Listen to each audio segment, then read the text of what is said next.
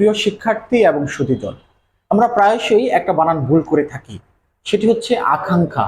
এই আকাঙ্ক্ষা আমরা শব্দটি কেউ আকাঙ্ক্ষা, আকাঙ্ক্ষা, আকাঙ্ক্ষী, আকাঙ্ক্ষী, আকাঙ্ক্ষিত, এইটা আমরা বিভিন্নভাবে এই বানানগুলো আমরা লিখে থাকি এবং এখানে প্রত্যেকটা বানানই কিন্তু ভুল। কারণ এই আকাঙ্ক্ষা শব্দটি মূলত এসেছে কাঙ্ক্ষা শব্দটি থেকে। কাঙ্ক্ষা শব্দের অর্থ হচ্ছে ইচ্ছা বা অভিলাষ বা বাঞ্ছা বা আশা। এখান থেকে উপসর্গযোগী হয়েছে আকাঙ্ক্ষা।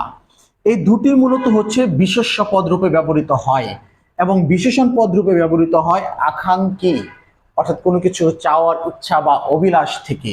আর এই কাঙ্ক্ষা শব্দটির উৎপত্তি মূলত কাঙ্ক্ষ ও আ, অর্থাৎ এটার মূল হচ্ছে ধাতু হচ্ছে কাঙ্ক্ষ থেকে এসেছে।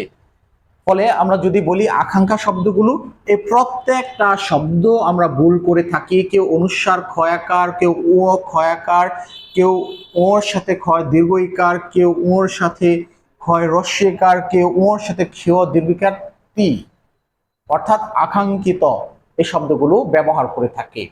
তার মানে আমরা ব্যবহার করব কাঙ্ক্ষা অথবা আকাঙ্ক্ষা বিশেষ্য পদ রূপে, এবং যে জায়গায় আমরা আকাঙ্ক্ষী ব্যবহার করব সেটি বিশেষণ পদ রূপে আমাদের ব্যবহার করতে হবে। ধন্যবাদ সবাইকে।